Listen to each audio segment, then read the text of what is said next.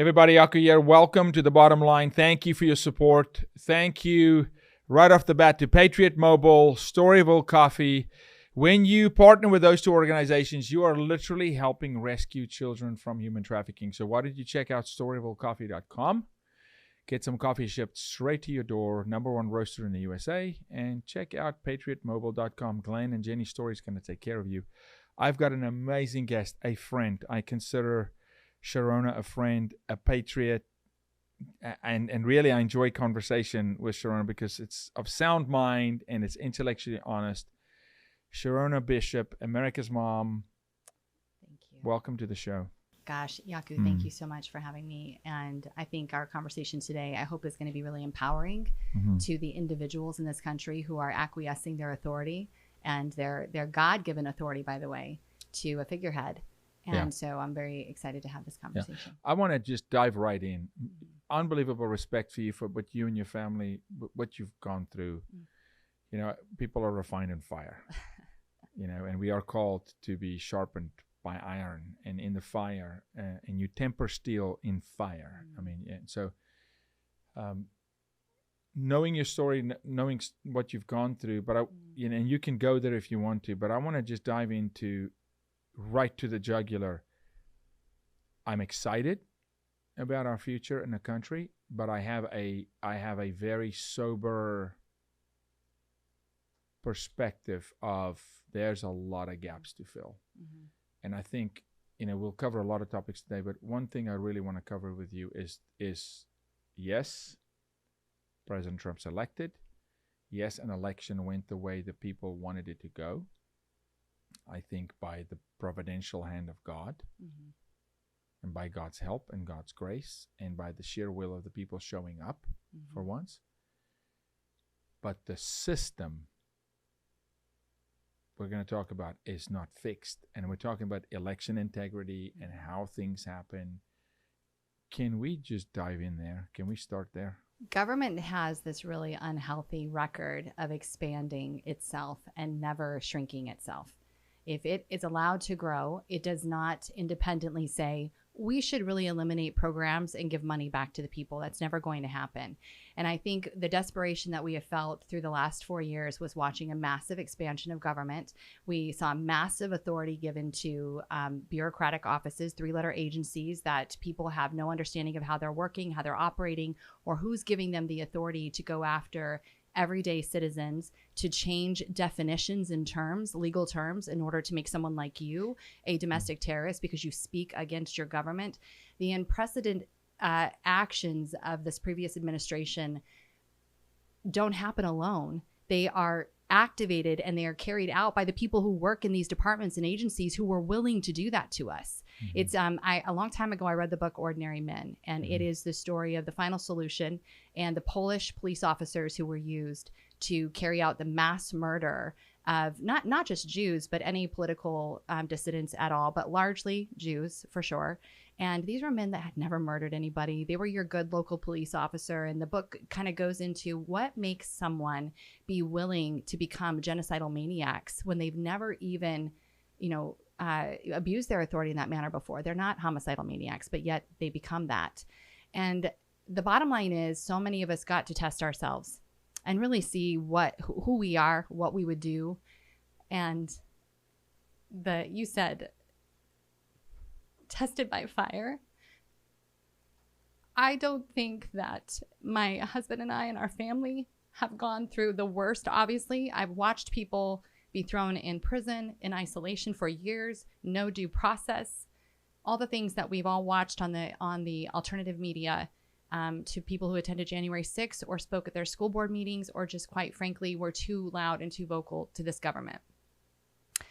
But I am really grateful to be sitting here and knowing that there are millions of people across this country who now know that when the government goes too far, they will not acquiesce. They will not bend a knee. They will not shrink back. They will get louder than ever. They will give everything they have in order for us to have a place that we can call home still, a place that is still free. And I think part of that really is it has to do with truly the faith and surrendering to God. Is God first? And I'm so grateful that, at least for me and my family, we really have walked away saying, yes, yes, we know that God is first. We know that we don't fear the government, and we know that we will not, as much as within our power to do so, we won't allow tyranny to come to America. And what's so critical, Jaco, what I think you really magnify in everything that you do, it is the individual that has to take the stand. Yeah. Nobody's coming to save us. That's right. Nobody's coming to save us. You have to take the stand. And so 100%. Look, people, and people who watch this show, they understand. I cannot do life without talking about God, because it's my rudder. It's my core conviction. You show me a man that doesn't have a core conviction, doesn't change, and I'll show you a man that can be compromised. And that's called federal government. Yeah. They're wishy-washy on their core convictions. And so everything I do, I must hold myself accountable to the Word of God, or I am, in fact, not a follower of Jesus Christ. The reason Jesus had to come to this earth and walk, we have to ask ourselves, well, why? Jesus didn't walk in Moses' time. Aaron didn't see him. Jonah didn't see him. Why did he have to come walk? Because we had to have a living proof, walking example of how to navigate life with all its trial and temptation, that there is a way to stay tethered to your Father's will and way, and life will be different. We have a living example. Replacing one form of government with another form of government as your ultimate authority and leadership will not produce the fruit that the people say they want. They say they want a certain prosperity and a certain fruit, right? Yeah. The Lord calls us to deny ourselves. So it's individual. Scripture, I told you before the show, Scripture says, for me and my house, we serve the Lord. There's just certain things in God's eyes that we cannot abdicate, not even to a Donald Trump, to nobody. Not to your wife, your spouse, your father, your mother, regardless of your past and your history. Reformation means make the crooked path straight. Jesus was a reformer. Are we really willing to take inventory in this country and not just say, well, those things are crooked because they touch my life or are inconvenient? Are we willing to go look at all things that are crooked and make them straight? That's a man in the mirror conversation. And then community by community, town by town, not DC down. Zip code up. It was never supposed to be like this. Yeah. It was never you were never supposed to feel the federal government.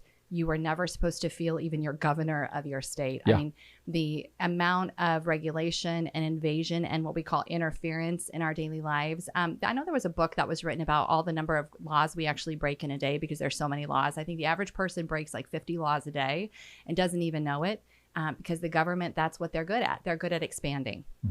But they certainly don't ever shrink back. And so the people, I think what we miss out on so much of the time is this is actually, it's not an option. It really is your role as an American. It's what you're supposed to be doing in your own country. It's part of when you're born. If we as parents would start teaching our children that from day one, civic responsibility is how you stay free. It's just another thing you do. Like you go to church on Sunday, hey, you also go to your local county commissioner meetings. You also go to your school board meetings. You also write letters when you don't like what's going on. You engage with the public. That literally is what we have to do. The only good thing I see also about the last 4 years is that the strength not only of character and of testing of so many people who now know that unlike the men in Ordinary Men, those Polish officers, by the way, there was many of the officers who left who said, I will not engage in this, and they should be recognized. They were the 15%, literally, of the unit that left. And we can talk about those numbers in a minute because that is universal principle. But 15% left and said, I will not engage in this. And then the rest stayed. And what I recall the most about that book was the first time that they did their mass killings. They did it. It says they did it with tears running down their face. Right? It was painful for them, they said, to do it the first time. But what we learn is you desensitize pretty quickly.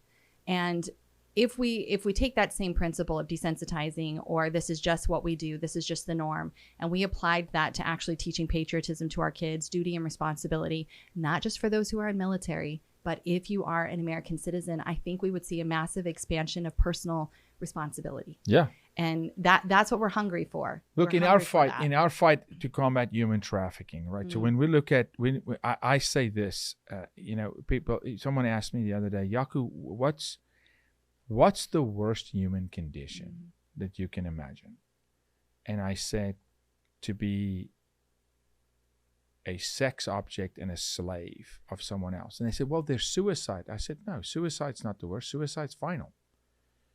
Suicide's final, and it leaves destruction for those who are left behind, right? Literally not being in charge of your physical being, your body, your name, your identity. It's a stripping away of everything. To rebuild that is a monumental task. So let me give you an example. If we draw a 90-year timeline and say, what all had to happen? Just the last 90 years. Let's go to 1933, okay? When John Dewey signed the Humanist Manifesto and brought in public education, which is built on secular humanism and Marxism, okay? So go to 1933 and in 45 and in the 70s and whatever. What all had to happen in America for a bold, blatant question to be asked in 2022, 2023, what is a woman? Because you couldn't ask that question in 2015. You would have been the laughing stock of the town. They would have run you out of town. You've got no attention, right? Yeah. Like we say, don't give a mass shooter attention. Don't mention his name. Drain them from any attention, right? Why could that question be asked? Do you think we're going to reverse 90 years of conditioning, 90 years of programming, 90 years of compromise, an inch, 90 years of lifestyle change? You're going to return that in 4 years? Absolutely not. This is not just get a president in the White House. There's ways and means that has to change on the individual level.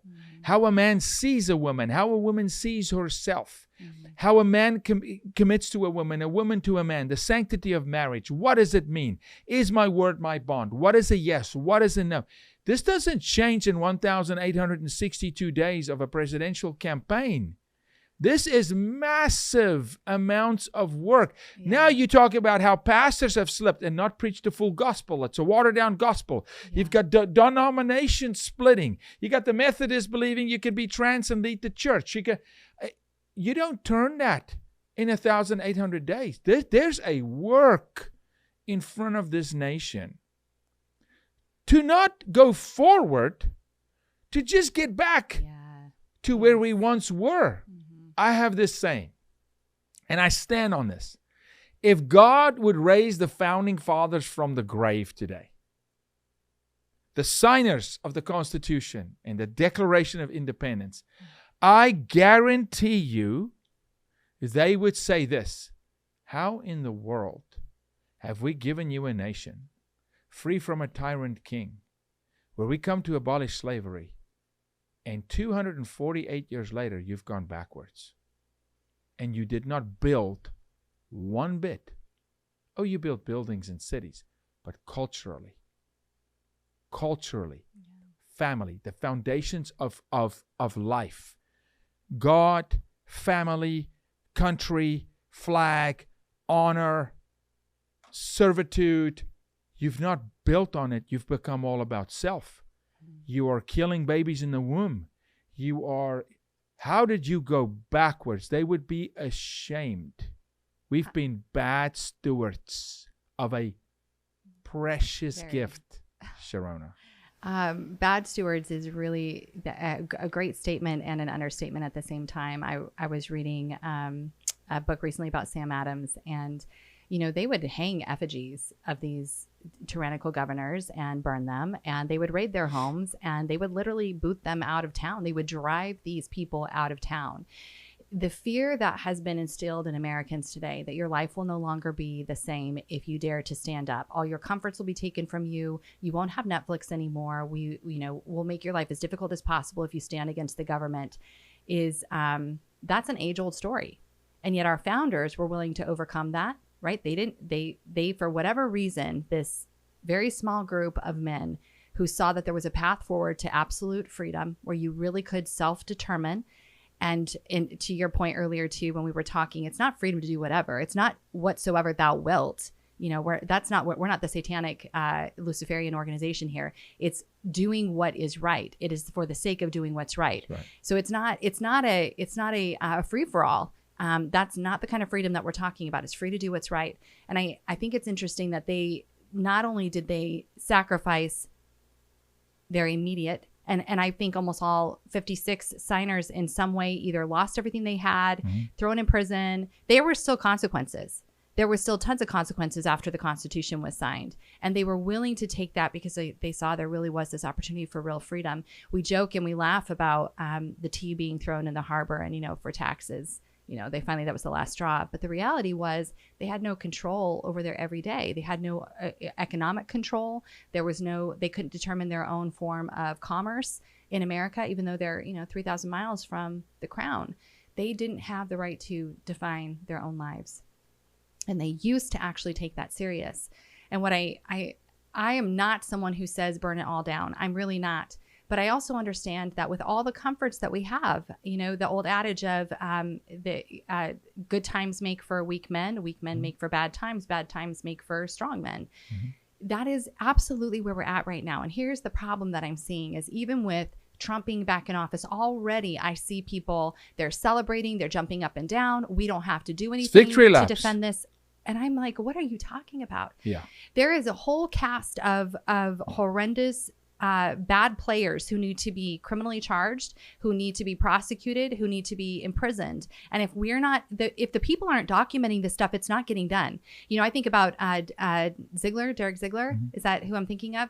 Had he not done that work and done the Marco Polo report, we wouldn't have all that evidence ready to put all of those bad actors now. They will be charged and they will eventually be imprisoned. It took a citizen who just said, I'm going to do this to get it done. The FBI doesn't put a lot of these cases together. Oh my gosh, we built all the trafficking cases. We built the cases you handed to law enforcement because underfunded, not trained. My goodness. I know. Man. This is what people need to understand. Yeah. No, these three-letter agencies do not do the work. It is the people. And so if you're checking out right now and you're thinking all is well, you are literally part of the problem, and we will not be free in 1,800 days. Yeah. And even before that, you cannot leave this fight. It literally is just getting started. I will say this, and let I stand on the record. The people that put Trump on a pedestal, if they do not show up and co-labor with him every day, if they do not show up and co-labor with him in their local communities, they're setting him up to fail. Yeah. No one man can go fix it all. There's no that pill Americans want to, that drive-through McDonald's mentality of absolute nuttiness of there's just a quick pill. Just take a pill and it's done, right? Take a quick pill and lose 40 pounds. Take this and no. We're living the days of Ozempic right now. So right? It's not how this works. Yeah. If it did, then I challenge anybody. Please comment to me on this show. Please challenge me publicly. Can a president fill in the blanks? It's not about Donald Trump. Can a president fix your marriage? Can a president fix the self-harm that your 16-year-old daughter is inflicting on herself? Can a president make a man honest? Can a president make a man honor a contract? Can a president make a man honor his wife, his daughters, his sons? Can a president make a man have chivalry? Can a president make a man not be depressed? The things that really move culture, that really shape fabric, no one else can do for you but one. One that has an answer that hung on a tree and said, but there's a way. But that way means you deny yourself, you die to yourself, you do the hard work. Growth and healing is painful. Americans want to be numb. They don't want to be, that's why, shoot me up with a drug or do whatever you got to do. Just make the pain go away. You cannot grow without pain. Nowhere in life is it easy to grow. We have a lot to fix here, and it's not a walk in the park. It's not, you know what? We send a guy to Washington. Hey, dial us every quarter with your State of the Union. Yeah. When we know that's all good. It's their communities will fall apart, Sherrona. You mentioned you were talking about the last 90 years of education and the degradation of morality of our society, and not being able to fix that in 4 years. But I want to kind of focus on that for a minute, especially in line of the work that you do with human trafficking. I was reading not too long ago the cases that are reported. In 2004, there was this unbelievable investigation done by the federal government into how many children have actually been sexually abused in the public school system. And it was, they came back with numbers of like 5 million children. Yes. And that's what they knew, right? That's so 10%. 04. It was 04. Yeah. Mm-hmm. And I was like, wow, that's really interesting. Where are we at in 23? Well, the numbers have increased. Mm-hmm. And so I'm curious what your take is when we've had all of these parents who've been pushing, they're pushing back on school boards, but they're not necessarily making the connection that school has been a place where children absolutely are targeted. They are groomed, obviously, mm-hmm. but now we have this problem where our public education, literally between the hours of 7 and 4 p.m., they are allowed by law to expose your children to pornography, yes. to engage in this sexual grooming. Whereas before, if we go back to our founders, that never would have happened. That would never have been on the table. And I think that, I don't think this is a contextual situation. That preserving the innocence of children is always the right context. And so when we're talking about trafficking in the way that you're speaking of, what's your thoughts about the public school system, the sexualizing of kids, and what is going to be our role in really seriously addressing that in a meaningful way, not just really attending school board meetings. Understand how this public school system was built, you've got to go back to John Dewey and Joseph Stalin. Joseph Stalin invites John Dewey to come visit him. We're talking about Stalin, okay? Bad guy. Stalin killed more than Hitler. Yeah. Killed more than Hitler. Stalin. Dewey visits Stalin. Dewey comes back after a visit with Stalin, long visit, and says, we're going to adopt his public education system. Our public education system was instituted to control, to indoctrinate, to shape culture. It has been an indoctrination camp from the get-go. But evil plays a long game. Satan plays a long game. Christians think short and temporary. Americans think 4-year cycles. Get the White House 4 years this way, 4 years this way. The Chinese play 80-year plans, 100-year plans. They don't break rank. The left do this better than the conservatives. They don't break rank. If you break rank on the left, they kick you out to the curb. But look at what they've done with some of. So the problem we have is from the get-go, it was not built. If you understand why labor unions came in, and the teachers' unions came in, it was not about the child. Never was the child put first. Never was it about, hey, how do we do best as a nation to build strong, young, independent Americans through education? It's never. It was about how do we create a class that we can move at will with a long game, knowing that, hey, John Dewey came in. He brought Fritz Belusek over, who was a pedophile under Hitler. Belusek comes and gets Kinsey. Kinsey gets Hefner. Hefner helps launch the Love is Love movement in the 70s. Obscenity exemptions was discussed in 1948. Obscenity exemptions were in public school systems? 1970, 71, 72. Those statutes were written, obscenity exemptions, but were discussed in 1948. 30 years prior, it was planned that we're going to get this nation to agree that we can bring sexual content into the schools, into libraries. We were in the Supreme Court now fighting this, 1970 to 72. So when the left tells you, hey, they're working in genderqueer for 10-year-olds in a classroom, they're covered by law. It's not illegal. We have to reform it because we gave it up. We gave up prayer in schools, one woman. One of the first things I learned about America when I was still in South Africa is, hey, there was one woman that swayed a nation. It's incredible. It truly and I'm like, is. How does that happen? Right? Apathy. People asleep at the wheel. People not knowing what the Word of God says. My wife has this saying, and it is biblical, it's factual. You cannot love what you don't know. You will never defend and protect what you don't love. So you got Gen Zers burning the flag Why are they burning the flag? They don't love the country. Why don't they love the country? They don't know the country. They'll stand at Columbia University and yell, "We are Hamas." Shut your mouth. You don't even know what you're saying. They don't love the country. They don't know the country. We have abdicated. I'm an immigrant, okay? I learned American politics and American history in South Africa when I was 10. I learned about Churchill when I was 10 because we're a tiny little country and we were dependent on America. We were under sanctions. We tried to come out from sanctions. I know more American history than most Americans. Most Americans won't even pass the immigration exam today. It's unbelievable. Because today you don't even need to speak English to come into this country, which is a requirement. 13 years of school. Americans do not know America. Yeah. So they won't love her. They won't defend her. They won't sacrifice for her because freedom is free. Freedom is not free. This is, our founding fathers said, this Constitution is only written for a moral people. You asked the question, Jaco, why with all the moms fighting and with all this, why is the numbers going up? Let me give you a number. Sex trafficking is going up, not down.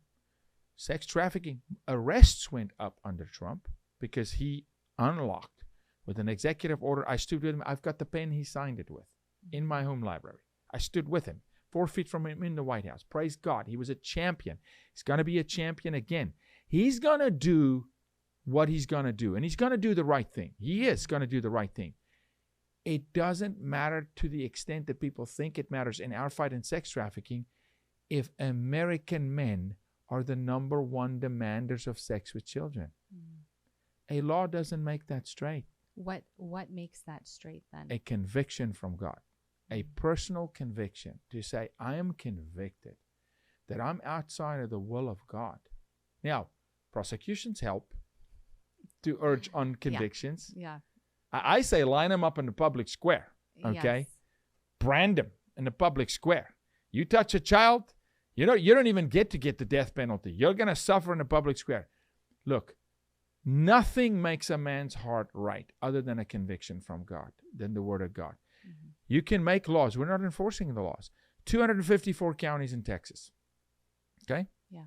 We only prosecute child sex crimes. It's a conservative state in 10 of the 254 counties. This was really disturbing when you shared this fact with me. We have the top laws in the nation.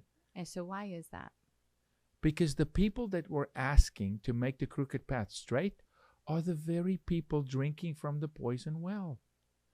And biblical values tell you, you serve one of two masters. If you lukewarm, I will spew you out, says God. You cannot say, rah, children shouldn't be exploited, but you have a porn account. Right. Yeah. You can't say, rah, children shouldn't be exploited, but you're cheating on your wife. That you're a mockery. Those men don't show up. They will not show up. So this is a cultural crisis, Sherrona, that a president cannot fix. You do not arrest yourself out of this problem. You don't rescue yourself out of this problem. Give you a couple of statistics. The most time spent on pornography in the world by minutes per day, 19.5 minutes a day, is American Gen Z. So we're talking about our teenagers. 12 through 25. Yeah, and it's interesting. Nobody views more porn than our 12 to 25-year-old. The number one generation producing pornography with their phones on themselves and publishing it, American Gen Z, 12 through 25. So we're so far past the children are being exploited. The new age in America is children are exploiting themselves. Right. And not understanding, obviously, because they have access to all of this. Because they've been desensitized and they are telling each other that it's a norm. You go into youth group today, and you ask them, who's watching porn? They'll go, everybody watches porn. They'll stand there and worship. We are rescuing victims and traffickers at youth groups on Wednesday nights. It's unbelievable. There's a disconnect between the ways of God and the consequences when you depart from it.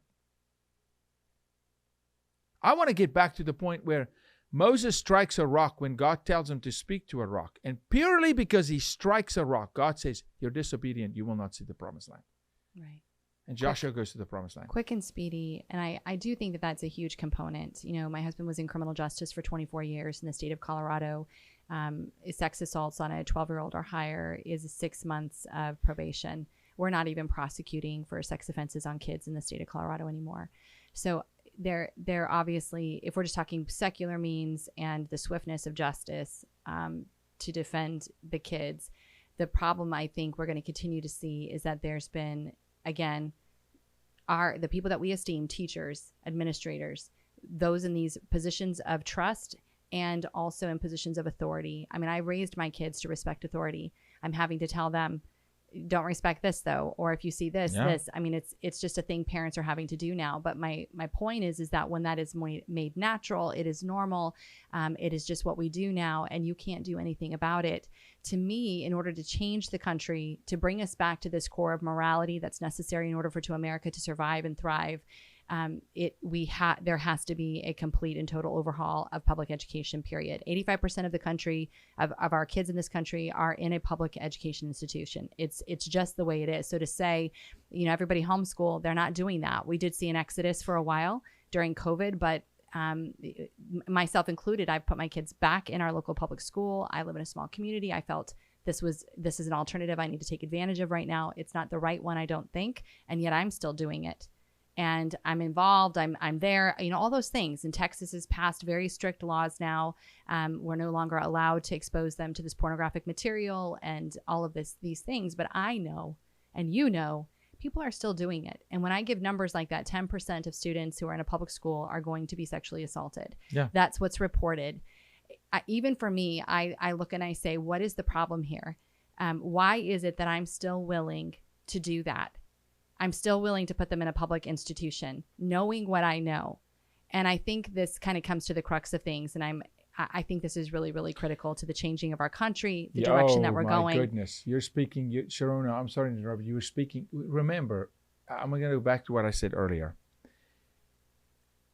Cultural precedent is so important. You can yank all the books, all the obscene content out of schools today. You're still having a reality in this country that's not a switch that you flip. That 12 through 25-year-olds think it's okay to exploit themselves. Yeah. That switch doesn't flip when you just yank the content. They're the ones making the content. How do you change those minds? You're talking about reframing neural pathways. Sexual immorality is what does what we call imprinting. It imprints. You don't just change it by a law. There's very, very deep work to be done here. And then they're training other kids. Now you got to look at Generation Alpha and go, don't listen to Gen Z when it comes to any of this, because they're going to lead you down a cliff, because they're broken. They're going to be moms. They're going to vote soon. We better be working on them really quickly, because the 14-year-old today votes in the next election, but they're exploiting themselves. How is that kid going to value life? And do you see what I'm saying? I absolutely do. There's work. So I think this, for me, Jaco, the most critical nomination in our country to get passed through quickly and go to work is Linda McMahon, Secretary of Education. Education is knowledge is power. We need to teach the truth. Jesus came to educate. He sat in the temple at 7, taught the Pharisees and the Sadducees. It is more important. Yes, I want a strong military. Yes, of course, I want a closed border. I want the truth to be taught to Generation Alpha and Beta, and that's coming behind them. Yeah. And education is the key. I've spoken with Linda. A friend of mine is launching the #1 trade schools in the country. Trade. Let men work with their hands again. Build family values again. If we don't, the rest is vapor.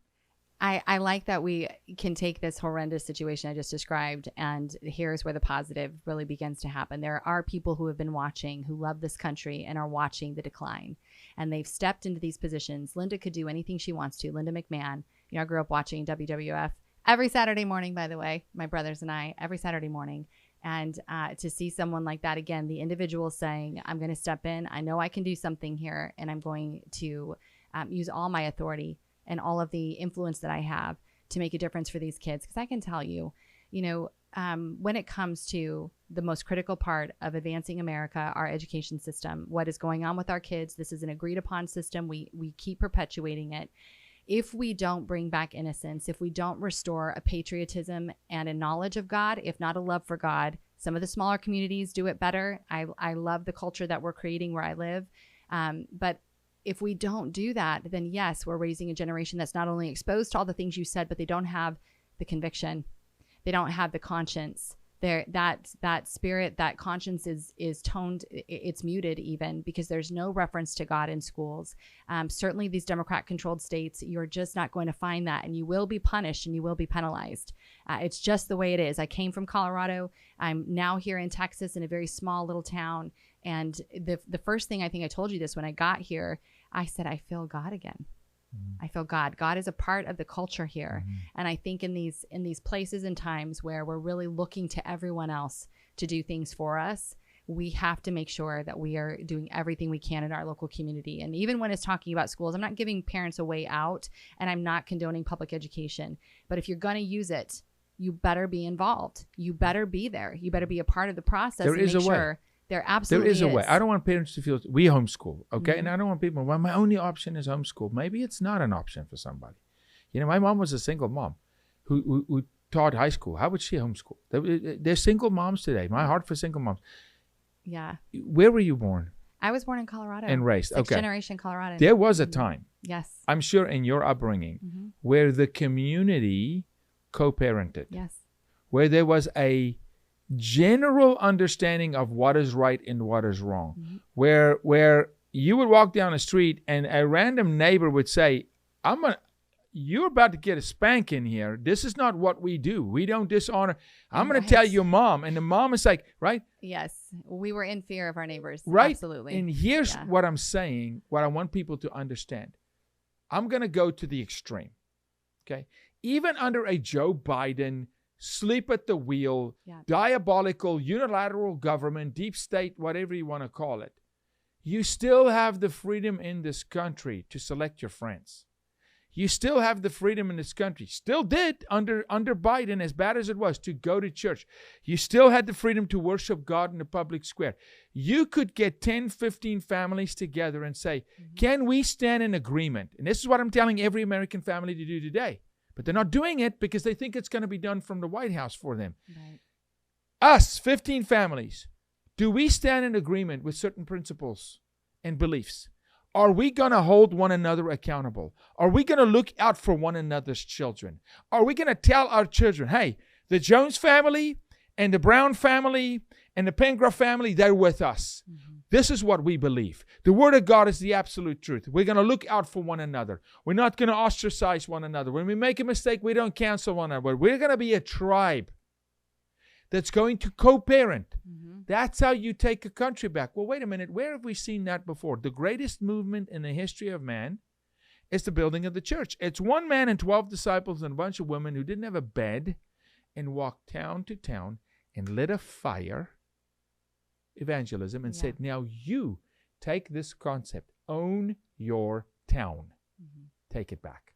I don't care who your president is. You've got people in Turkey today that are building the gospel of Jesus Christ, and they're being beheaded, and it's worth it.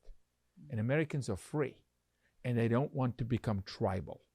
We have to. You've had a lot of criticism from MSM saying these tribes and a negative connotation. Of course, because they don't want it. Yeah, they want you to say, "Daddy government, feed me." Yes, like the fat Greeks that said, "Feed me grapes, get fat and do nothing." Yes, feed me grapes, right? Yeah. Oh, government handouts.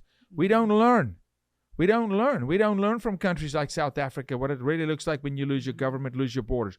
We don't learn from London, England. That is an absolute Sharia law, diabolical mess today. They've got no control because they gave it up. They gave up their faith. Their churches are empty. Yeah. They have no rudder. Which, really does bring us to elections. It really does. I mean, we're looking at what's happening over in France right now with Macron and this incredible conspiracy that Brigitte is actually a man and was not only transitioning, is a transgender, but also was grooming Macron when he was, Emmanuel Macron when he was 14 years old, not 15. So there are elections that are happening that people keep saying these are not organic elections. We would have elected that if we had known these people who are godless, who come in and say they're strong Catholics or they're strong Christians or they're promoting family values and ideals, they get elected and then they do not advance. That's why we elected them. They'll give us this beautiful story about which all I'll these tell things you, we've they're talked not about. Christian. If their lifestyle and their choices in private and in public do not reflect what they say they are not it. I completely agree. Yeah. I mean, if we could talk about Mike Johnson and how disappointing that has been, that so many people just watching him pray in the Congress, all of a sudden they were converted and it was pro Mike Johnson and put your rose-colored glasses on and don't call out anything that he's doing that's obviously not consistent. That's what for me, public education led me into elections. It led me into election security because I couldn't understand what was happening. I knew you had local governance. I know there's state standards, but you still had local governance over what you could present to children and to students. And I was seeing unbelievably low expectations. My kids had been homeschooled and then in a private charter school, and they were taught rigor, not because they're super smart. They just were taught rigor. That's what they learned. We go to a public school and all of a sudden you're in 6th grade having 3rd grade work.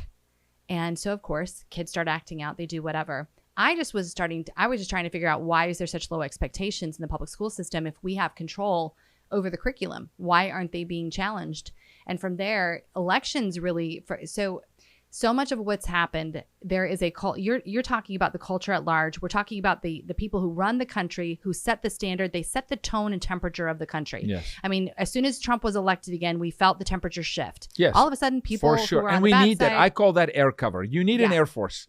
Because when the jets come, the troops on the ground are like, Yes. let's go, let's charge. Yeah. You need that, but We're you ready. need the troops on the ground. Yes, but I'm telling you, like, so many people came out from hiding all of a sudden. Yes. And I mean, I breathed a huge sigh of relief and I was like, it's game time. Yeah. Let's take it back up to 10 amps again. It's what is happening in our elections, whether or not we have a due process, whether or not we really have we're having real organic elections, I think does need to be discussed. And there is something that President Trump did not do in 2017, because elections are the reason parents are so disgruntled with the public school system. For as much as we have the NEA or the federal, office that Linda's going to be taking, it doesn't matter because you still had local control for a long time. Things changed under COVID. That is true.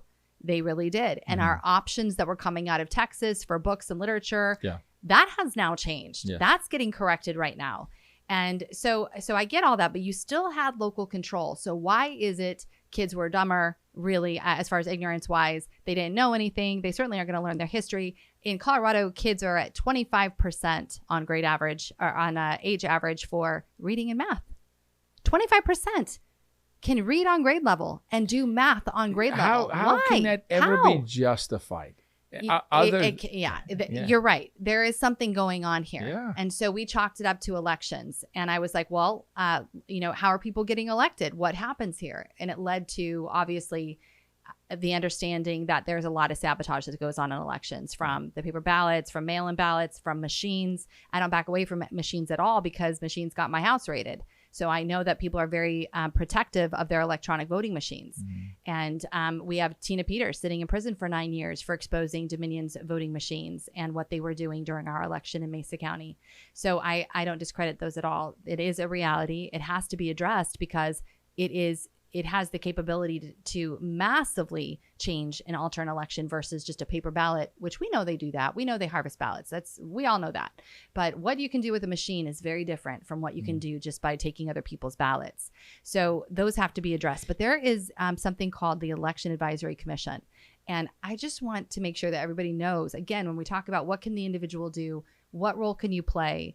I do think that elections are the most fundamental thing because these people are setting precedent in our country. Yes. They're setting the tone of our country. And elections all the way mostly down. on the local. Guys, mostly on if the the local. janitor gets elected, then that matters. That Every matters. office, Yes.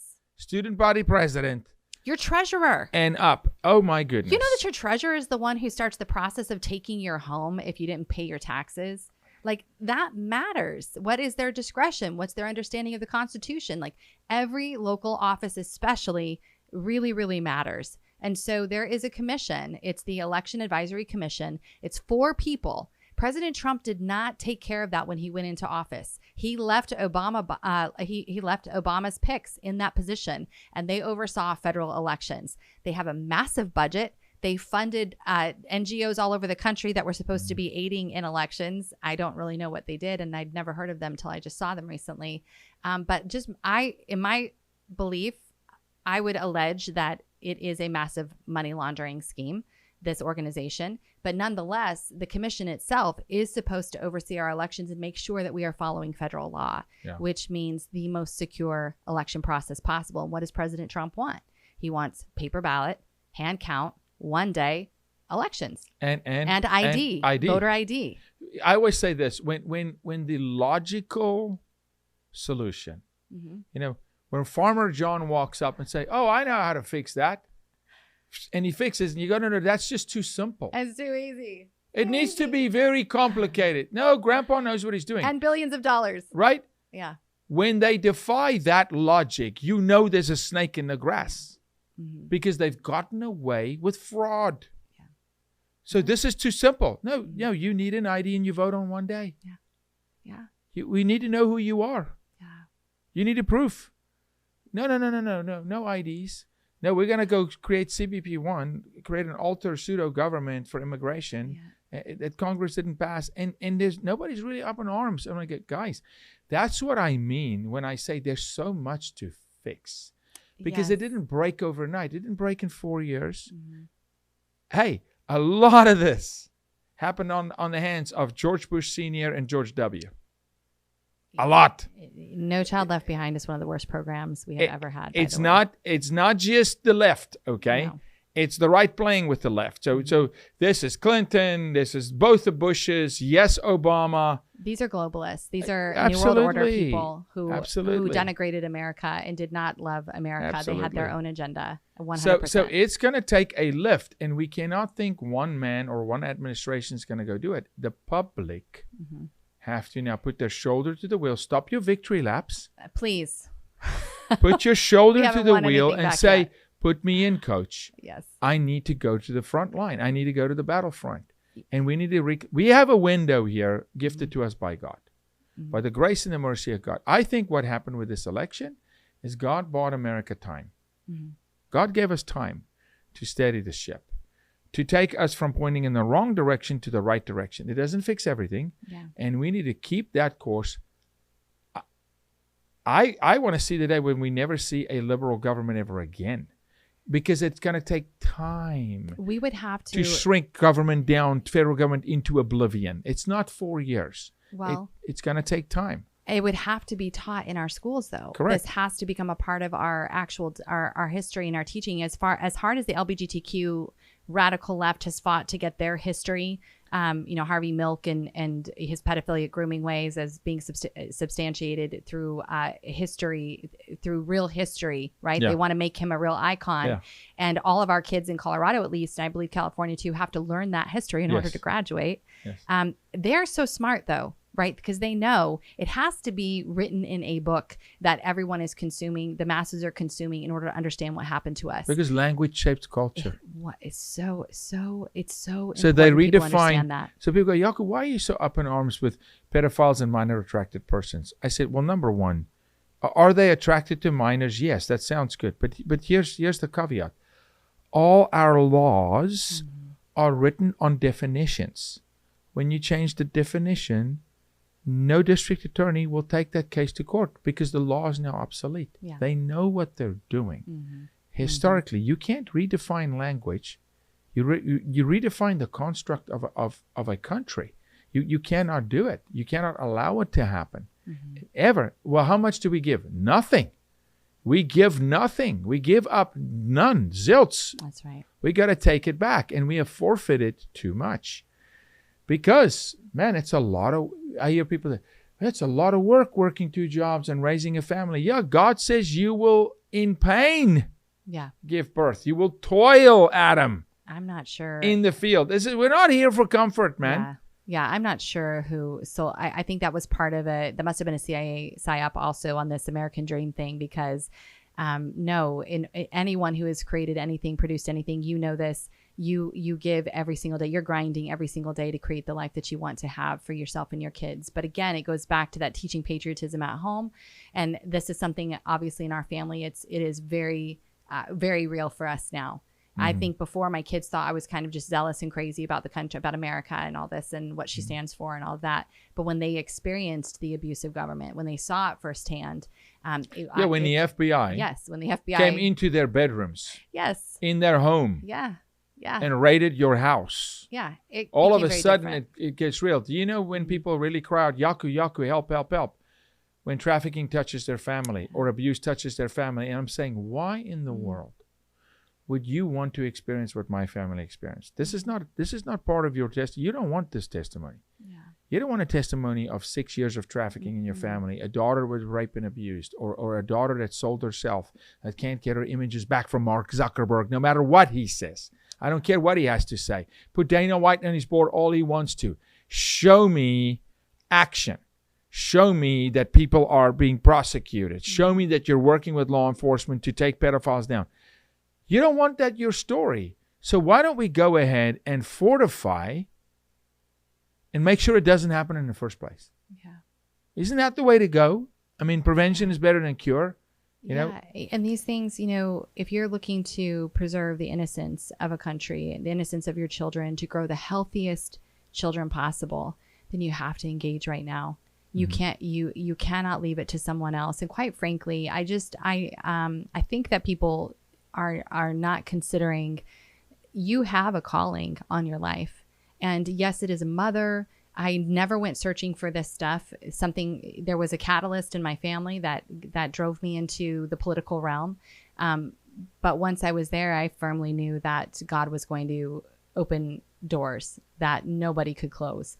I knew it because we were willing. We really were. We were like, whatever you want, we're gonna figure this out and we'll do it. But the only reason that happened is because we made ourselves available. We said, whatever you want, Lord, let's do this, whatever you want. Because truly, at some point, you have to get to that point where you recognize your life is not your own.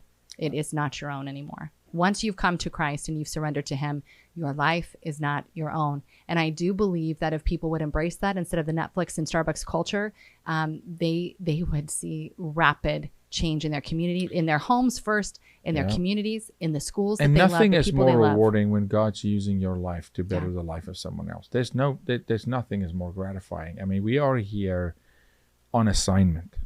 We're on an assignment. I know for a fact the only reason God decided, and he knew me before he crafted me in the womb. So you ask me, when does life start? Preconception. Because God decides that I'm going to go make Sherrona, right? God decides. Your parents are part, they are mechanisms in his hand. He gives life. And so I want people to understand, you're on an assignment. The only reason I'm on this earth is I'm on a search and rescue mission. Period. For the lost and the broken, for the downtrodden and the destitute, to see their lives redeemed. There's no other reason for me to be here. My heart belongs to the Lord. My name is written in the Lamb's Book of Life. I'm with Jesus. So then why am I still here? There's work to do, man. Yeah. And now I got to train my children in those ways. And they got to train their friends in those ways. I mean, so it's a proactive partnership between us as brothers and sisters in Christ to say, we have to steward this thing called America well. Because it's the only free nation. And it's free by a thread. I mean, Lifeline was given to us. I don't think I really believed the impact that America has on the rest of the world until we were at the Make Europe Great Again conference last April. And this is obviously pre-Trump. Yeah. And a conglomeration of 27 countries at that time came together begging for people from America to come and speak to them and encourage them that Trump was going to win and that we were doing everything we could to fight for freedom. Yeah. It was unbelievable. Now, to them, again, that was a figurehead. I get that. Totally fine. But they said that if Trump loses, it sets our countries back about 20 years and the EU takes over. These globalists, they speak openly about the New World Order. They speak openly about the globalists. They speak openly about the Luciferians who have taken over their countries. And they are fighting so hard right now to do exactly what you've been talking about, to restore Christ first. Many of these countries are Orthodox. They are very, devoted to faith, to God, to their families, the nuclear family structure. They say things that I have not felt I could say here in America for the last 4 years. And they're talking freely and openly because they've already been where America's trajectory just was. They've already been down communist road. They've already truly been in fascist countries. Go to Poland. Go talk to them. It's unbelievable. Actually, one of the Polish representatives, I don't know what they call him there, he came and spoke, and he did not mince words. No, and because they understand what bad is, and unfortunately, as bad as we think it was under Biden, it's a cakewalk. That was still a cakewalk. Versus if I utter the word of God in the public square, I'm executed. Generational genocide in Central Africa, religious war, Muslims against Christians in North and South Sudan, absolute no borders in South Africa with 5 neighbors, 53% crime rate, 57% unemployed. It can get worse. Yeah. I mean, think about the rumors that we were hearing, though, during Biden's administration, right? The FEMA camps that were set up for dissidents. Yep. We had Kamala talking about how we would pay. They would hunt down every single one of us. We will pay. You'll never forget Biden's crazy, nightmarish speeches that he gave out of his mind with the red and black backdrop, like Satan himself incarnate, talking about MAGA. I mean, I think that we were on the cusp, but I do not believe we're anywhere. I don't think we are not out of the woods. It's not even a thought. I don't have to think this. We are nowhere near salvation in America yet. No, whether or not it even comes. God's just turned. Yes. I mean, we just turned and said, okay, we lost our way, now this way. Yes. But now there's a journey. And so what do you think? What are the steps that America really has to go through in order for us to firmly say, we're good? I would like for our leadership to say, number one, let me backtrack. Scripture tells us a people without vision will perish. I'll answer your question with a question, and then I'll answer your question, okay? Do you feel, and whatever you answer, let it be, do you feel that a clear vision was cast in the last election cycle for this nation by either Kamala or Donald Trump? Well, Kamala started parroting Trump because she had no. But a vision. I think, I don't even know that I can actually answer that because I've spent so much time visualizing for myself what freedom really looks like to me in restoration. A real vision is very far in the future. Yeah. You're painting an end that people can't yet see. You're telling them we're going to a promised land. Make America great is a great slogan. That's not a vision. That's not painting what a great America actually looks like. A vision for the family was not cast. Correct. For sure. A vision for the church was not cast. We talk about things that need to be fixed, but that is short-sighted still, even with the amount of work. If you do not have a vision, you will perish. That's the ploy of the enemy. Do not let them grab hold of a vision. Why do you think other countries said to you, we need Trump in the White House? Because they can go to their people and cast a vision of a free country. That their people, while not free, like the Jews in the concentration camp, which was literally my family in Breslau, Poland, can dream of a day when they can walk in a street. That was not cast yet. It hasn't been painted. A very bold, audacious, clear vision has to be painted, not just for this country, for every state, for every town. And then I'll say this, for every family. A father needs to set his children down and write a vision and say, who are we as the Booyens family? What is our DNA?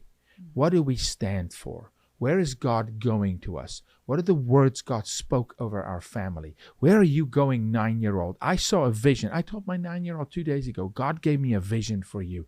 And I saw you as a mom with children. And all of a sudden she's going, wow, there's vision. So now when her friends come to distract her, turn left, turn right, she goes, no. I'm not walking to tomorrow. I'm walking to 30 years from now. I'm not veering off course. Yeah. We do not have a vision. So powerful. Yeah. We yet do not have a vision. So my answer to you is the pastors have to cast vision. The leadership, local leadership, the governors have to cast vision for their state. What is Colorado going to be? Christy Nome, before you left, did you cast a vision? No. What is it to be Texan? Half this place don't even know where the Alamo is. Half of Tennessee forgotten that they're the volunteer state. That when no one else will go, we will go. They don't know that when you drive through Franklin, Tennessee, every building is a memorial, because literally you couldn't walk Franklin, Tennessee and not walk in blood. The most bloodiest battle of the Civil War. Churches became hospitals. I mean, they don't know. We lack vision. Yes, we have a slogan. Make America great. We want America to be great. What's it going to take? We don't know. It's going to take every house to partner with the president and pick up a shovel and go to work. Like right now. But they're celebrating. It's a fool's party right now. I hope they wake up on the inauguration day and go, okay, party's over. What's our orders? Where are we going? Let's go to work on a local level. So I say this. I want Americans to think small to win big. Yeah. We literally have just had the same conversation with our, kind of our people in our circle. There were 3 things that we were tasked with. Number 1, drink water. Start drinking some water. Make sure you're taking care of your physical body. Yep. Make sure that you are healthy as you possibly can be right now, because we have a ton of sickness and illness in this country. There's no doubt. So drinking water was literally the first thing. Everybody can do that. This is something you can accomplish. Secondly, what's your relationship with the Lord like? What's going on? Personal. What's happening there? Yeah. Have a drink and sit down and talk to the Lord. Make sure you're good. We're talking about 57% divorce rate in the church. Yeah. It's unbelievable. But we're going to make America great. Really? Yeah. Really? Yeah. There's some serious, we always talk about cognitive dissonance when it comes to the left, but there's cognitive dissonance with all of us in what it actually takes to have what you want. Earlier I was saying 15% walked away, right? When the Polish officers were offered this opportunity, and they said, I'm not doing that. And historically it has been 15% of the group, the remnant, society, the remnant. Gideon's 300. And it's really fascinating, because there's a number assigned to action. Okay. And it's an energy number. It's not woo woo. It's just a certain number, a scale. And what's really interesting is they say 85% of people live below a 200 frequency. That's what it is. It's a frequency. Below 200 is fear, and, you're kind of stuck in the shadows. You're not really doing anything. It's the Netflix life. You have to get to 200 frequency in order to experience courage. And only 15%, roughly, of the population in America lives at a frequency of 200 or higher. Jesus's words are registered at 1,000 frequency, the truest of true. It's like the most integral energy frequency level is Jesus's words.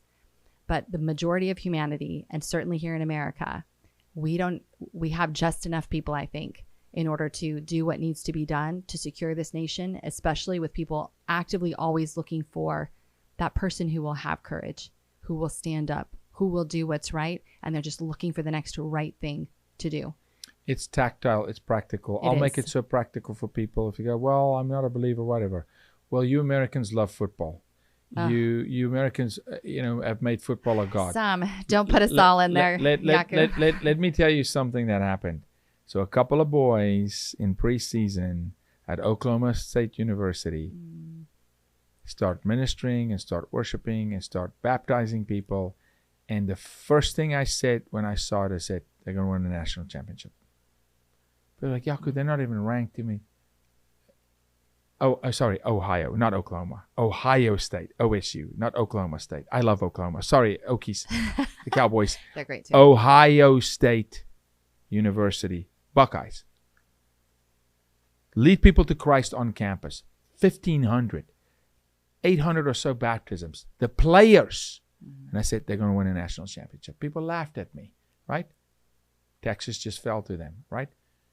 And I'm not saying, well, it is magic. I'm just saying God will not be mocked. When you honor him, am I saying they're absolutely going to win a national championship? I think so. It's not guaranteed, but look where they are. They're not where they thought we were going to be. Yeah. There's just, you cannot be a nation that serve God and lose. Cannot lose. It's the surest bet you can make. It's to say, we're going to honor God. We're going to raise up our children, and right is right and wrong is wrong. I would just add as a caveat that it has not been sunshine and rainbows, Jaco. It has not. It's been a really frustrating journey. Even though we know we're doing right. And I can look in the mirror and I know I'm good. I'm good with the Lord. I know we're doing what he wants us to do. Maybe not always exactly, there's nuances to everything. But he knows your heart. Yes.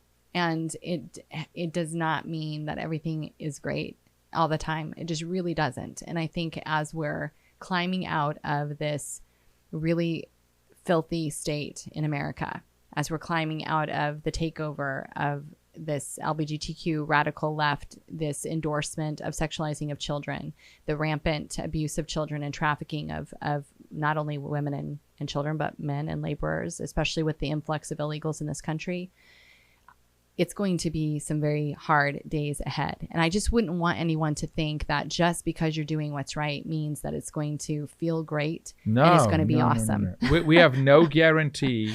Yeah. This is our temporary home. We have no guarantee that this place, we are in this world, but not of it. We are not spared from, well, if you're a Christian, why do you get sick? There's no promise biblically. It rains on the just and the unjust alike. You just handle it differently. Your eyes stay on the hills.